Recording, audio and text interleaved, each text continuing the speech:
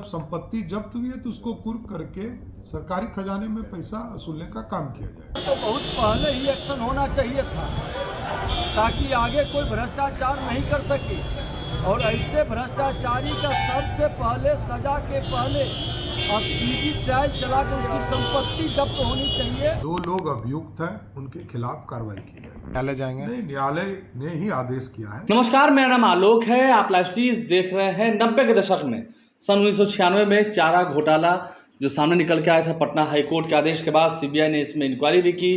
कैसे लालू प्रसाद ने इस्तीफा दिया, फिर राबड़ी देवी सीएम हुई, राबड़ी देवी को मुख्यमंत्री बनाना पड़ा। उसके बाद भी चारा घोटाला मामले में अंतोगत साल 2013 में लालू प्रसाद को सजा भी हुई।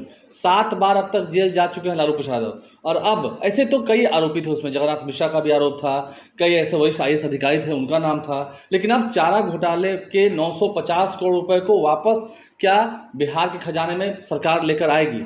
वित्त मंत्री हैं सम्राट चौधरी, उन्होंने बड़ा दावा किया। डिप्टी सीएम है सम्राट चौधरी, उन्होंने दावा किया है। ये खबर आपको सुबह से दिखा रहे हैं, तमाम नेताओं के रिएक्शंस हैं वो आपको दिखा रहे हैं। लालू प्रसाद की क्या मुश्किलें फिर बढ़ने वाली हैं। इस साल बिहार में विधानसभा का चुनाव होने हैं, ऐसे में सरकार का यह बड़ा ऐलान। सम्राट चौधरी ने साफ साफ कहा है कि जो जनता के पैसे हैं, जनता की गाढ़ी मोटी कमाई के जो पैसे हैं, जो अवैध तरीके से कोषागार से निकाले गए थे, उसे राज्य सरकार वापस अपने खजाने में लाना चाहती है। इसके लिए राज्य सरकार पटना हाईकोर्ट भी जाएगी। हाईकोर्ट का दरवाज़ा भी सरकार खटखटाएगी कि उनके संपत्तियों को बेचकर, जो संपत्ति जब्त की गई थी, उन संपत्तियों को बेचकर पैसा सरकार के खजाने में वापस आए। ऐसे तो कई आरोपी थे। सम्राट चौधरी क्या कह रहे हैं, उप मुख्यमंत्री विजय सिन्हा ने भी क्या कहा है, हम आपको सुनाते हैं। नहीं, ये न्यायालय का फैसला है, कोई सरकार का फैसला नहीं। न्यायालय ने स्पष्ट तौर पर कहा था कि इसके खिलाफ कार्रवाई करना है, तो सरकार इस पर कार्रवाई करेगी। और अब तो 28 साल हो गए, सुप्रीम कोर्ट तक से सजा हो गई, सर कोर्ट ने ही सभी मामले में जब्त किया है।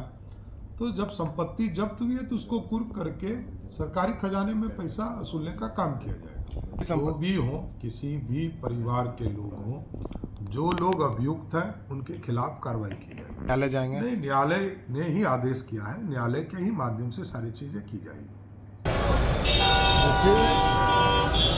लगभग 29 वर्ष हो गया और भ्रष्टाचारी पर सिर्फ कार्रवाई उसके संपत्ति को जब्त नहीं करना भ्रष्टाचारियों के मनोबल को बढ़ाने के जैसा है।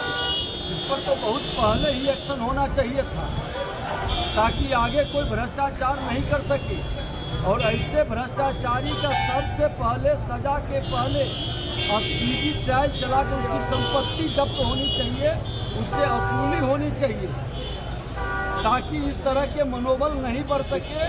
और ये जितना जल्द से जल्द त्वरित गति से इस तरह का कार्रवाई होना चाहिए। जुम्मे का नवाज। तो सम्राट चौधरी विजय सिन्हा का पूरा बयान हमने आपको सुनवाया है। लालू प्रसाद और तेजस्वी यादव की क्या मुश्किलें इस बार फिर बढ़ने वाली हैं। देखिए, 7 बार लालू प्रसाद जेल जा चुके हैं, 7 बार उन्हें सजा हुई है। साल 2013 में, 2018 में, फिर 2022 में, ऐसे कई ऐसी तारीखें हैं जब उन्हें सजा हुई हैं। कई सालों तक वो जेल में रहे हैं।